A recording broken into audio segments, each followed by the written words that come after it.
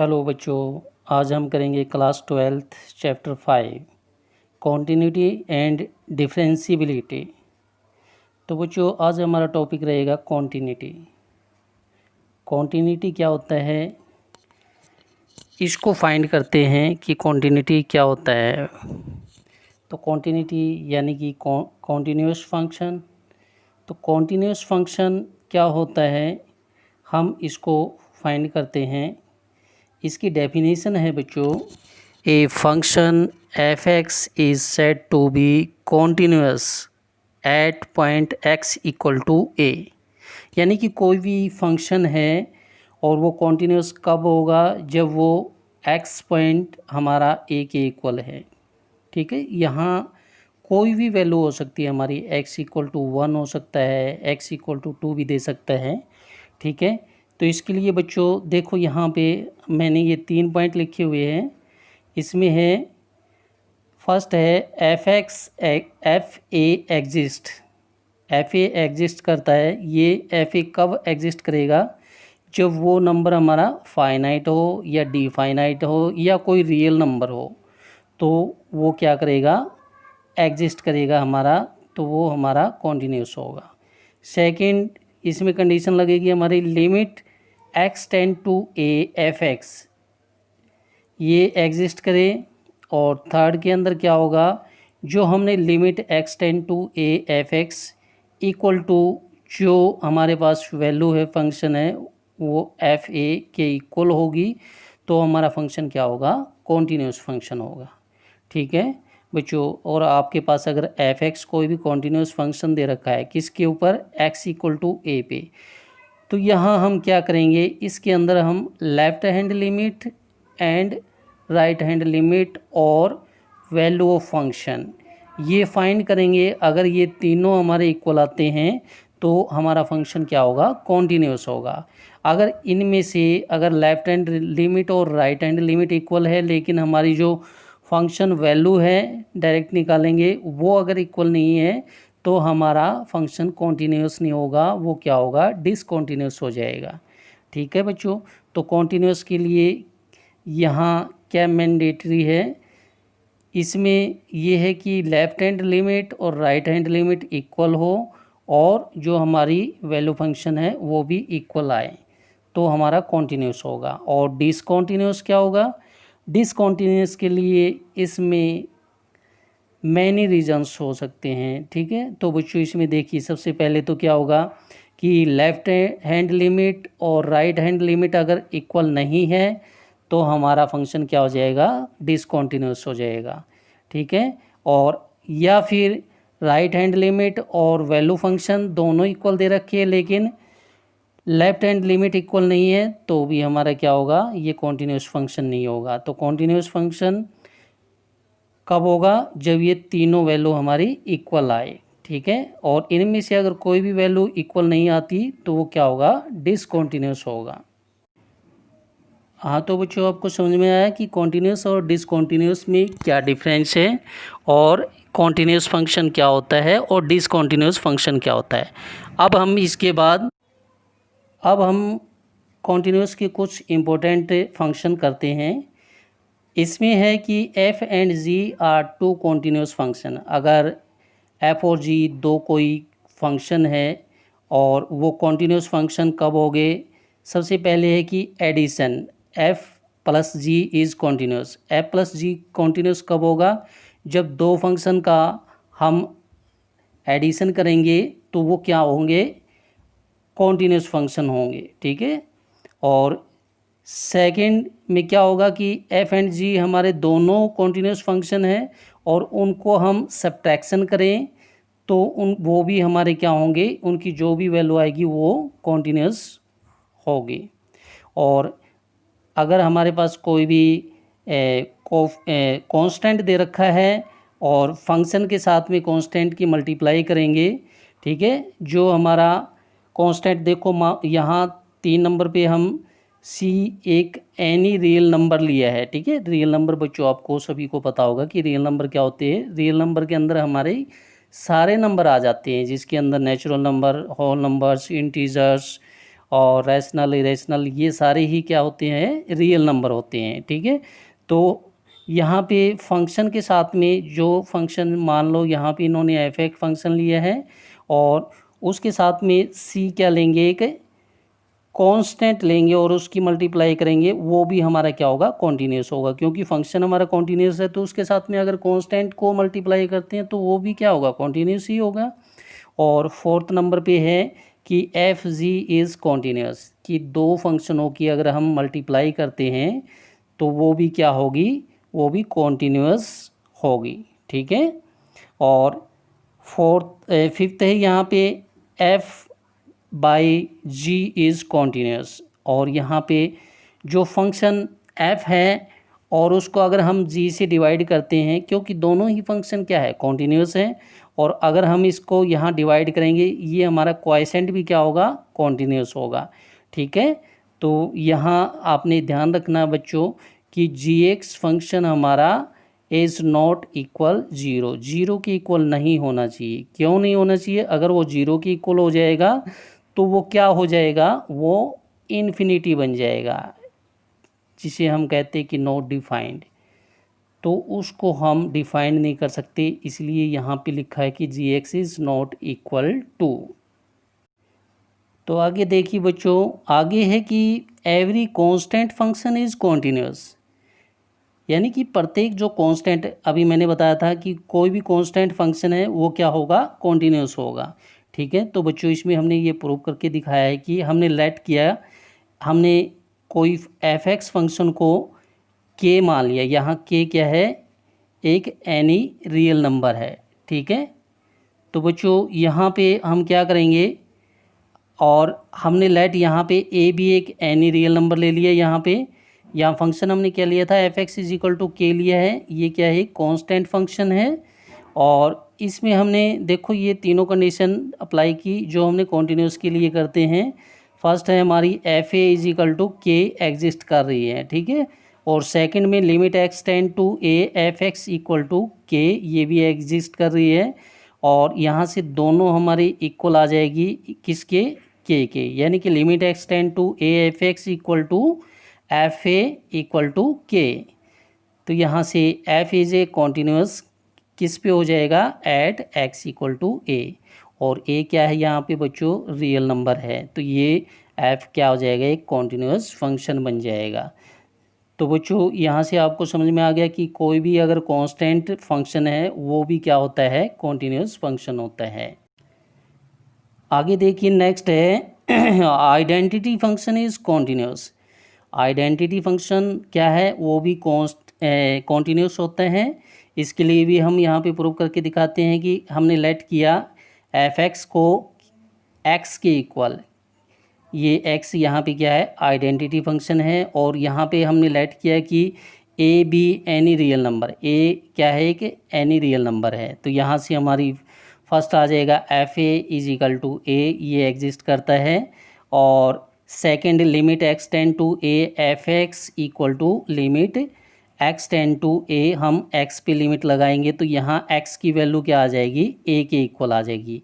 तो यहाँ से जब हमने इस पे लिमिट पुट की तो ये भी एग्जिस्ट कर रहा है। हम देखो फर्स्ट पार्ट में हमने क्या किया कि ये डायरेक्ट हमने वैल्यू पुट की तो यहाँ से वैल्यू हमारी ए आ जाएगी, और जब लिमिट में पुट किया तो वो भी वैल्यू हमारी ए आ रही है, तो यहाँ से दोनों की वैल्यू इक्वल आ रही है। Limit x tend to a f x equal to f a, ये किसके इक्वल आ रहा है, ए के, और यहाँ से क्या हो जाएगा, एफ एक्स क्या हो जाएगा, कॉन्टीन्यूस हो जाएगा किस पे, एट एक्स इक्वल टू ए, और ए हमने यहाँ पे क्या लिया था, कोई भी एक रियल नंबर लिया था, तो यहाँ से जो हमारा एफ फंक्शन है वो क्या हो जाएगा, कॉन्टीन्यूस हो जाएगा। तो आगे देखिए बच्चों, आगे है every polynomial function is A continuous. यहाँ पे पोलिनोमियल फंक्शन कॉन्टीन्यूस है। ठीक है, अब पोलिनोमियल फंक्शन हमारे कौन से होते हैं, पहले हमने लिया लीनियर पोलिनोमियल। लीनियर पोलिनोमियल क्या होता है, a x plus b. Second है क्वाड्रेटिक पोलिनोमियल। क्वाड्रेटिक पोलिनोमियल क्या होता है, a x square plus b x plus c. और थर्ड है क्यूबिक पोलिनोमियल। क्यूबिक पोलिनोमियल क्या होता है, a x cube plus b x square plus c x plus d. यानी कि ये हमने फंक्शन यहाँ पे पॉलिनोमियल लिए है, पॉलिनोमियल हमारी इस फॉर्म में होते हैं। बाई क्वाड्रेटिक पॉलिनोमियल क्या होता है, ax⁴ plus bx³ plus cx² plus dx plus e।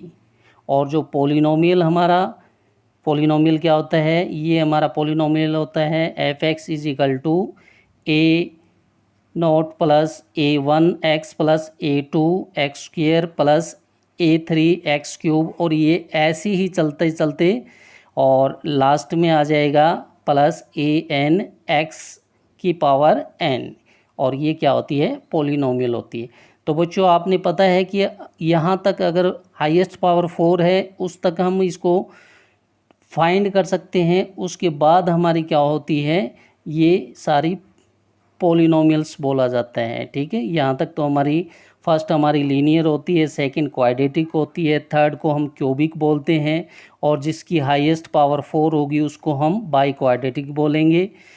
तो बच्चों यहाँ समझ में आ गया ना। तो आपने यहाँ ध्यान रखना है कि जो हाईएस्ट पावर 1 होगी वो क्या होगी, लीनियर होगी, और जिसकी हाईएस्ट पावर 2 होगी, वेरिएबल यहाँ पे हमने x लिया है ना, तो उसकी हाईएस्ट पावर 2 होगी तो वो क्या होगा, क्यूबिक होगा। और जिसकी हाईएस्ट पावर 3 होगी वो क्यूबिक हो जाएगा, और जिसकी हाईएस्ट पावर 4 होगी वो बाई क्वाड्रेटिक हो जाएगी। और उसके बाद जितनी भी हाईएस्ट पावर आगे आती जाएगी वो उसको हम क्या बोलेंगे, बाइनोमियल्स बोलेंगे।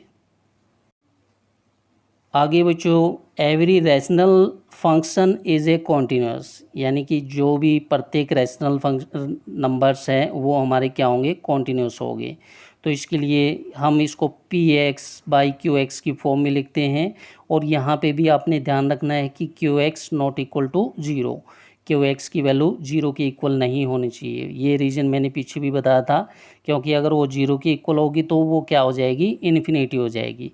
तो रैशनल नंबर हमारे क्या होते हैं, p/q की फॉर्म में लिखते हैं हम, ठीक है, या a/b की फॉर्म में भी लिख देते हैं। तो ये कहता है कि जो प्रत्येक रैशनल नंबर है वो क्या होते हैं, कॉन्टीन्यूस होते हैं। आगे बच्चों, ये ट्रिग्नोमेट्रिक है, इसके अंदर हमारे कौन सी फंक्शन कॉन्टीन्यूस होते हैं, sin x होता है, tan x होता है। हाँ तो बच्चों ये sin x, tan x और कोसाइन यानी कि कोस, ये क्या होते हैं, सारे कॉन्टीन्यूस फंक्शन होते हैं। ठीक है, तो इसमें देखो मैंने यहाँ पे रिप्रेजेंट कर रखा है, sin x है, cos x है या मॉडुलस है, ये सारे क्या होते हैं, कॉन्टीन्यूस होते हैं। ठीक है, और टेंजेंट क्या होता है, कॉन्टीन्यूस होता है, किसको छोड़कर, ओड मल्टीपल ऑफ π/2 को छोड़कर ये टेंजेंट हमारा क्या होगा, कॉन्टीन्यूस होगा। और इसके बाद मैंने बताया कि log x भी क्या होता है, कॉन्टीन्यूस होता है इन 0 और x पे। यहाँ से आपको समझ में आ गया कि जो ट्रिग्नोमेट्रिक फंक्शन होते हैं वो भी हमारे क्या होते हैं, कॉन्टीन्यूस होते हैं। आगे देखिए बच्चों, आगे क्या है, मॉडुलस फंक्शन भी क्या होते हैं, कॉन्टीन्यूस होते हैं। मॉडुलस फंक्शन आप समझते हैं, जैसे ये हमारा मॉडुलस x दे रखा है, ये कॉन्टीन्यूस होता है। इस पे हमारे 3 केसेस बनते हैं। फर्स्ट केस हमारा क्या है कि x > 0 होगा, सेकंड केस में x < 0 होगा, और थर्ड केस में x = 0 होगा। जैसे कि यहाँ पे ग्राफ में भी समझाया गया है कि इसका ग्राफ हमारा ये बनता है। अगर कोई भी हमारे पास फंक्शन दे रखा है f(x) = x मॉडुलस, तो हम इसको लिमिट्स के लिए ये ऐसे लिख सकते हैं। ठीक है, फर्स्ट हमने लिखा x इफ x > 0, और अगर x < 0 से है तो इसको -x लिखेंगे, और यहाँ से हम इसको फाइंड कर सकते हैं। ठीक है, तो मॉडुलस फंक्शन भी क्या होते हैं, कॉन्टीन्यूस होते हैं।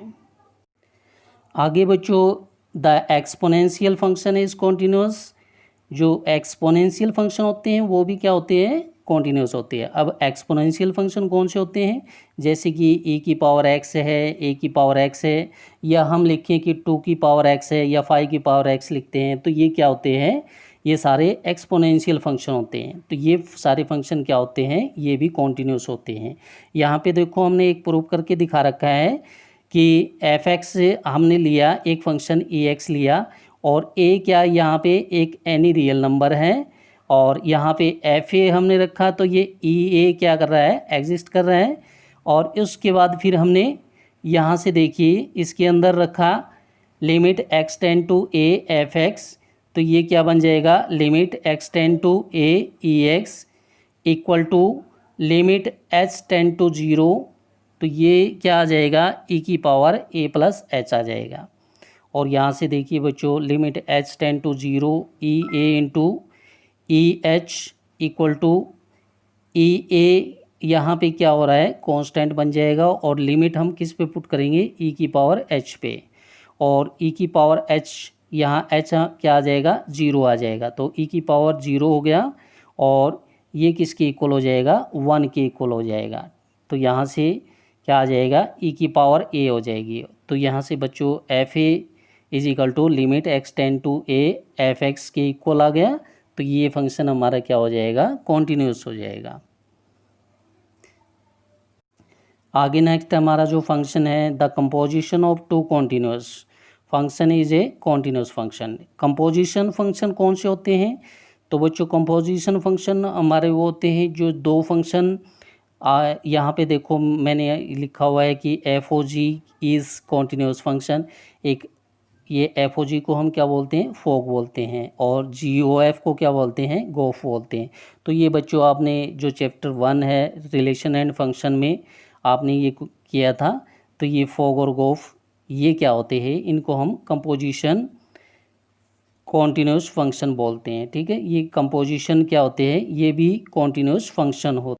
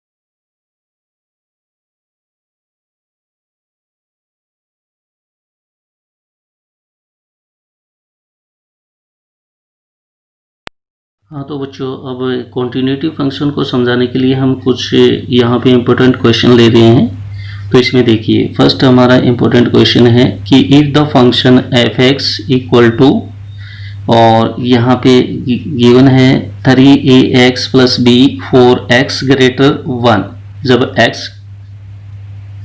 x ग्रेटर 1 होगा तो यहाँ वैल्यू हम लेंगे 3ax प्लस बी, और x इक्वल टू 1 है तो इसकी वैल्यू क्या होगी, 11 होगी। और x लेस देन 1 है तो यहाँ से 5ax माइनस 2 भी लेंगे। ठीक है बच्चों, तो ये हमारे पास एक फंक्शन दे रखा है एफ एक्स फंक्शन, और ये कॉन्टिन्यूस कब होता है, ये एट x इक्वल टू 1 पर क्या हो जाता है, ये कॉन्टिन्यूस हो जाता है। ठीक है, तो इसका हम सॉल्यूशन करेंगे यहाँ पे। तो ये सॉल्यूशन होगा हमारा देखिए ये कॉन्टिन्यूस किस पे है, हमारे पास ये फंक्शन दे रखा था ना एफ एक्स फंक्शन, ये कॉन्टिन्यूस है एट x इक्वल टू 1 पे, ठीक है, एट x इक्वल टू 1 पे ये कॉन्टिन्यूस है। तो यहाँ से हम क्या करेंगे, सबसे पहले हम लेंगे लेफ्ट हैंड लिमिट ले लेते हैं, ठीक है। लेफ्ट हैंड लिमिट में इसमें आ जाएगा limit x tend to 1 minus, और यहाँ वैल्यू क्या है बच्चों, जब लेफ्ट हैंड लिमिट लेंगे तो लेफ्ट हैंड लिमिट में हमारे क्या आएंगे, यानी कि 1 से लेस देन आना चाहिए, और 1 से लेस देन की वैल्यू क्या है यहाँ पे 4ax माइनस 2b, ठीक है। तो यहाँ 4ax माइनस 2b है, और लेफ्ट हैंड लिमिट यहाँ पे रखेंगे तो ये हमारी वैल्यू क्या आ जाएगी बच्चों, यहाँ पे हम यहाँ पे पुटिंग भी कर सकते हैं, ठीक है, हम पुटिंग करके भी निकाल सकते हैं। यहाँ पुट क्या करेंगे, x की वैल्यू यहाँ पे क्या पुट कर लेते हैं हमने x की वैल्यू यहाँ 1 माइनस एच पुट कर लेते हैं, ठीक है। तो यहाँ से हम 1 की वैल्यू ये पुट करके भी कर सकते हैं, या यहाँ से डायरेक्ट भी निकाल सकते हैं अभी, ठीक है। यहाँ से x टेंड टू 1, यहाँ x की वैल्यू 1 रखेंगे तो यहाँ से हमारी एक इक्वेशन बन जाएगी, ठीक है। तो यहाँ से देखिए बच्चों, तो यहाँ पे हमने पुट किया, यहाँ पे लिखेंगे हम putting x equal to 1 minus h, ठीक है बच्चों। और यहाँ लिमिट क्या होगी, लिमिट हमारी होगी h टेंड टू 0, ठीक है। अब यहाँ हमने रखा, ये आ जाएगा लिमिट h टेंड टू 0, और यहाँ 5a into 1 minus H minus 2b, ठीक है बच्चों। और यहाँ से हम इसमें लिमिट पुट करेंगे तो यहाँ से ये बन जाएगा 5a माइनस 2b, ठीक है। तो लेफ्ट हैंड लिमिट ये आ जाएगी, और राइट हैंड लिमिट हम फाइंड करेंगे तो राइट हैंड लिमिट ये क्या आ जाएगी, इसमें लेंगे limit x tend to 1 plus में लेंगे यहाँ पे, और इसकी वैल्यू क्या थी बच्चों, इसकी वैल्यू हमारी ये गिवन है 3ax प्लस b, ठीक है। इस पे भी हम पुटिंग कर लेते हैं, यहाँ पे हमने पुटिंग किया x equal to 1 plus h ले लेंगे, ठीक है बच्चों, और लिमिट इस पे सेम रहेगी h टेंड टू 0, ठीक है। तो यहाँ से देखिए, अब हमने राइट साइड में हमने किया यहाँ पे लिमिट h टेंड टू 0, और यहाँ से आ जाएगा 3a 1 plus H plus b, ठीक है बच्चों। और ये क्या हो जाएंगे, यहाँ से ये आ जाएगा 3a प्लस b आ जाएगा, ठीक है। और जो फंक्शन की हमारी वैल्यू पुट करनी है, ये क्या आ जाएगी, एट x इक्वल टू 1, और ये वैल्यू कितनी दे रखी है, 11 दे रखी, ठीक है। तो बच्चों हमें पता है कि लेफ्ट हैंड लिमिट और राइट हैंड लिमिट यहाँ पे हमने निकाल ली है, और वैल्यू हमारी ये डायरेक्ट 11 दे रखी है, और ये x इक्वल टू 1 पे कॉन्टिन्यूस है। तो हमने फाइंड क्या करना था, इसमें find the value of a and b, ठीक है। a और b की वैल्यू हम कहाँ से फाइंड कर सकते हैं, ये यहाँ से हो जाएगी, यहाँ पे लेफ्ट हैंड लिमिट ये है 5a minus 2b equal to right hand limit ये 3a प्लस b, और इक्वल टू जो वैल्यू दे रखी है ये कितनी है, 11, ठीक है बच्चों। अब यहाँ से हम क्या करेंगे, इनको इक्वल रख देते हैं, ठीक है। इनको इक्वल रखा हमने, यहाँ से रखा 5a minus 2b equal to 11 रखा, ये इक्वेशन हमने 1 बना दी, ठीक है। ऐसे ही 3a plus b equal to ये भी 11 रखा, ये सेकेंड बना दी, ठीक है। तो बच्चों इसको हम सोल्व कर लेंगे, यहाँ से a और b की वैल्यू फाइंड कर लेंगे। इसको हम सोल्व एलिमिनेशन मेथड या सब्स्टिट्यूशन मेथड या क्रॉस मल्टीप्लिकेशन मेथड किसी से भी आप इसको सोल्व कर सकते हो।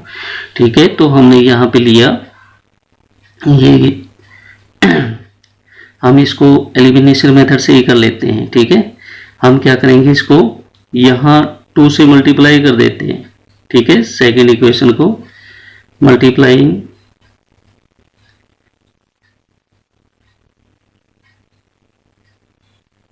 तो सेकेंड को यहाँ मल्टीप्लाई किया तो ये हमारी क्या बन जाएगी, ये बन जाएगी 3a प्लस 2b और 2 की सभी के साथ मल्टीप्लाई होगी तो ये 6 बन जाएगा बच्चों, और ये 6a प्लस में 2b इक्वल टू ये 22 हो जाएगा। ठीक है, ये इक्वेशन हमारी थर्ड होगी।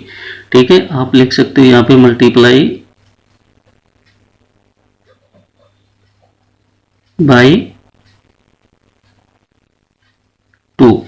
ठीक है, और इसके बाद देखो बच्चों यहाँ पे ये हमारी आ गई, और फर्स्ट इक्वेशन को हम यहाँ ले लेते हैं। ठीक है, फर्स्ट इक्वेशन हमारी क्या है, ये 5a minus 2b equal to 11, ये फर्स्ट इक्वेशन थी, और यहाँ से हम इसको क्या कर देते हैं, ऐड कर देते हैं। ठीक है, तो यहाँ से ऐड करोगे तो ये क्या आ जाएगा, देखिए ये ऐड किया तो ये कैंसिल हो जाएगा, और यहाँ से ये आ जाएगा 11a इक्वल टू ये 33 आ जाएगा।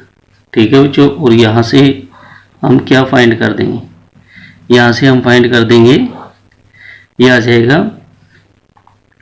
11a इक्वल टू 33 और a इक्वल टू क्या आ जाएगा, ये आ जाएगा 33 बाई 11 और ये 3 आ जाएगा। a की वैल्यू बच्चों यहाँ से कितनी आ गई, 3 आ जाएगी। ठीक है, अब हमने b की वैल्यू फाइंड करनी है तो या तो इक्वेशन 1 में पुट कर दो, यहाँ पे इक्वेशन 2 में पुट कर देते हैं a की वैल्यू। तो पुटिंग द वैल्यू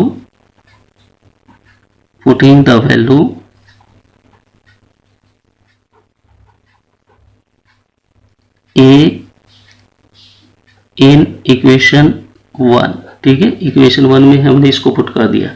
ठीक है, इक्वेशन 1 यहाँ पे क्या है, ये है 5, ये देखो बच्चों ये इक्वेशन 1 है, तो 5a की जगह यहाँ 3 रख देंगे, माइनस 2b इक्वल टू 11 आ जाएगा, ये 15 हो जाएगा, माइनस 2b इक्वल टू 11, और इसको 15 को उधर ले जाओ, minus 2b equal to 11 minus 15 हो जाएगा।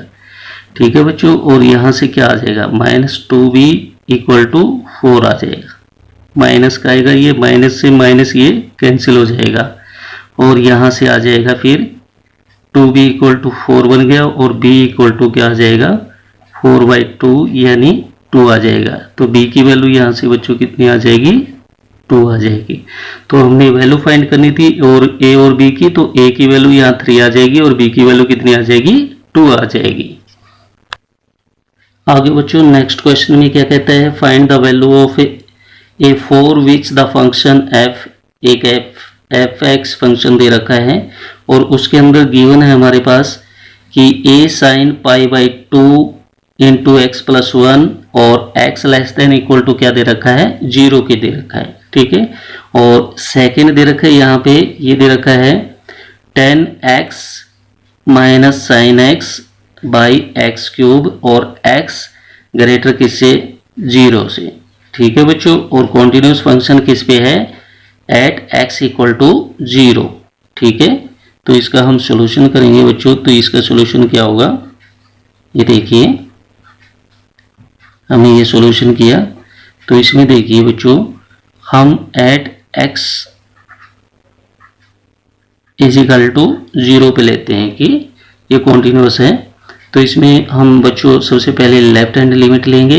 तो लेफ्ट हैंड लिमिट क्या होगी, लेफ्ट हैंड लिमिट ये आ जाएगी, लिमिट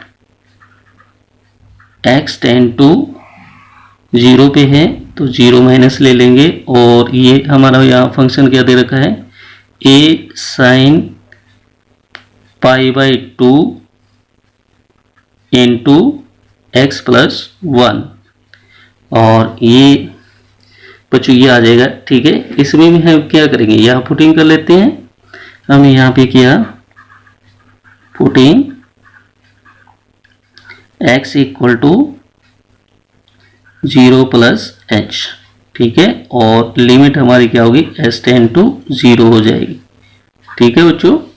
अब यहाँ देखिए, यहाँ हमने यहाँ पे रखा लिमिट s टेंड टू 0 और ये हो जाएगा a sine pi by 2 into H हमारा क्या हो जाएगा, x यहाँ पे 0 प्लस एच प्लस 1, ठीक है बच्चों। और यहाँ से देखिए, अब इसके अंदर हम लिमिट पुट करेंगे s टेंड टू 0 तो ये 0 बन जाएगा और यहाँ से ये आ जाएगा a sine pi by 2 into ये 0 प्लस 1 हो जाएगा, ठीक है। और यहाँ से क्या आ जाएगा बच्चों, यहाँ से आ जाएगा a साइन पाई बाई 2, ठीक है। तो हमें यहाँ पाई बाई 2 की वैल्यू का पता है, ये क्या होती है, 1 होती है, ठीक है। तो यहाँ से क्या आ जाएगा, ये a आ जाएगा, ठीक है बच्चों। अब इसमें बच्चों इसने ये दिया है कि डायरेक्ट वैल्यू के लिए भी यही वैल्यू होगी हमारी। तो यहाँ से हम अगर x इक्वल टू 0 रखते हैं तो ये हमारे फंक्शन के अंदर, तो यहाँ से भी बच्चों ये क्या आ जाएगा, a sine pi by 2 into 0 plus 1, ठीक है। और ये बन जाएगा बच्चों a sine pi by 2 into 1 से मल्टीप्लाई करोगे तो ये सेम ही रह जाएगा और यहाँ से इसकी वैल्यू क्या आ जाएगी, ये आ जाएगी a इंटू 1 और यहाँ से a हो जाएगा, ठीक है बच्चों। तो ये दोनों देखो यहाँ से इक्वल आ गए। अब आगे देखिए, हम राइट हैंड लिमिट निकालेंगे। तो राइट हैंड लिमिट हमारी क्या आएगी बच्चों, इसके अंदर राइट हैंड लिमिट, ठीक है। तो इसका फंक्शन क्या गिवन हमारे पास, ये है tan x minus sine x और बाई एक्स क्यूब, ठीक है बच्चों। तो इसको हम सोल्व कैसे करेंगे, इसको सोल्व करेंगे हम यहाँ से, ये देखिए बच्चों tan x को हम यहाँ से लिख सकते हैं, इसको हमने लिखा sine x by cos x में, ठीक है। और माइनस में यहाँ आ जाएगा साइन x, ठीक है बच्चों, ये आ जाएगा। और यहाँ से देखिए, यहाँ हम क्या करेंगे बच्चों, देखिए इसमें हमने क्या किया, यहाँ ये नीचे आ जाएगा। अब यहाँ से देखिए, यहाँ से हम एलसीएम ले लेते हैं तो ये एलसीएम हमारा क्या आ जाएगा, ये आ जाएगा कोस एक्स और यहाँ से आ जाएगा ये sine x minus sine x into में कोस एक्स, ठीक है बच्चों। और डिवाइड में यहाँ पे ये एक्स क्यूब ही रहेगा, ठीक है। और बच्चों इस पे हमने यहाँ पे हम लिमिट भी पुट करेंगे। ये लिमिट हमारी क्या होगी, left hand right hand limit है तो ये आ जाएगी यहाँ से x टेंड्स टू 0 प्लस मिलेंगे, ठीक है। ये सभी के साथ यहाँ आती जाएगी ऐसी ही, ये ऐसे ही लेके चल रहे हैं अभी हम, और इसके अंदर फिर ये पुट कर लेंगे हम, ठीक है बच्चों। तो यहाँ से हमने ये ले लिया। अब इसमें यहाँ पुट करेंगे हम, यहाँ से देखिए, यहाँ से ये देखो बच्चों, यहाँ से हम क्या करेंगे, यहाँ से मैंने ये किया लिमिट x टेंड टू 0 और प्लस, तो यहाँ से देखिए बच्चों, यहाँ से साइन x कॉमन आ जाएगा, यह आ जाएगा साइन x कॉमन आ गया तो यहाँ पे क्या आएगा 1 माइनस कोस x आ जाएगा और डिवाइड में आ जाएगा कोस x इंटू एक्स क्यूब बन जाएगा, ठीक है।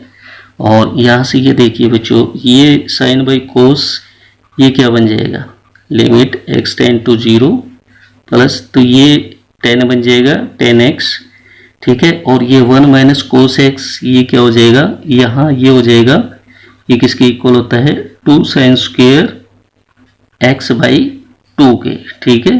तो ये बच्चों आपने पढ़ा था कि 1 माइनस कोस x और ये किसके इक्वल होता है, ये होता है 2 साइन स्क्वायर।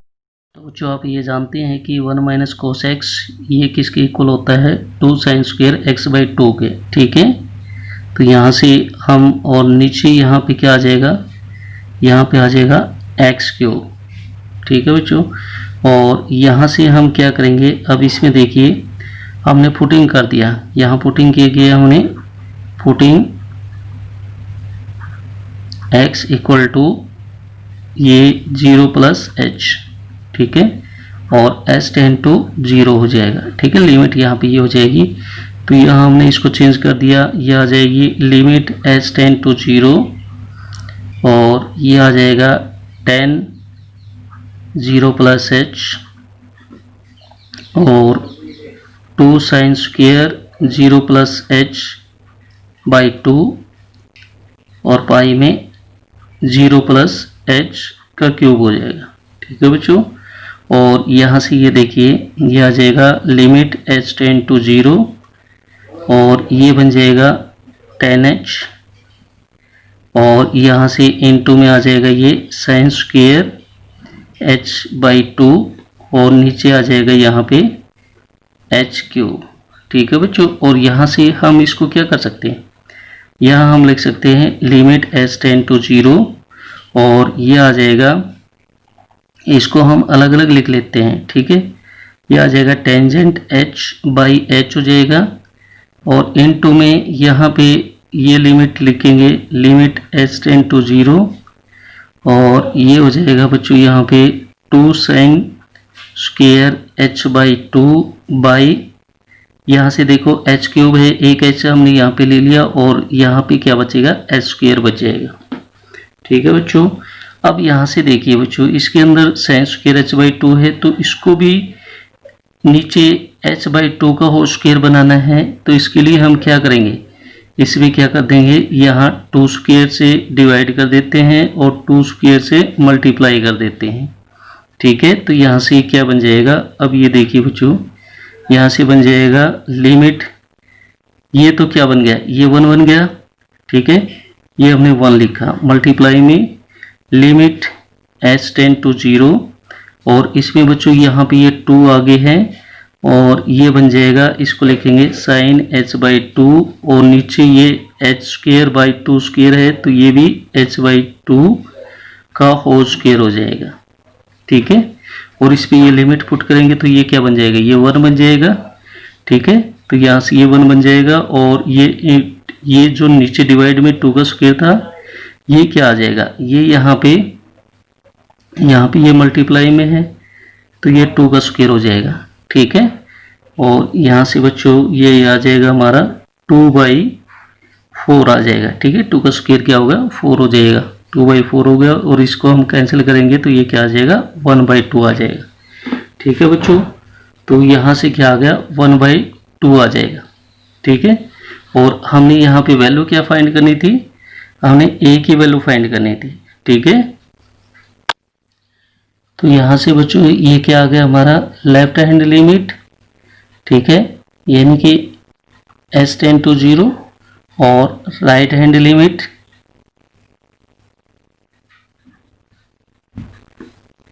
ठीक है, या आप ये कर लो left hand limit equal to right hand limit और जो हमारा फंक्शन है, ठीक है, फंक्शन हमारा ये था, ये तीनों क्या है हमारे इक्वल है, ठीक है। तो ये इक्वल है तो लेफ्ट हैंड लिमिट का ये क्या आया था, इसकी वैल्यू a आई थी और राइट हैंड लिमिट ये हमने वैल्यू फाइंड की है 1/2 और f0 जो वैल्यू है वो भी क्या है a है। तो यहाँ से बच्चों a की वैल्यू क्या आ जाएगी 1/2। हमने क्या फाइंड करना था बच्चों इसके अंदर, हमने इसमें a की वैल्यू फाइंड करनी थी, तो यहाँ से हम a की वैल्यू फाइंड कर देंगे। Thank you.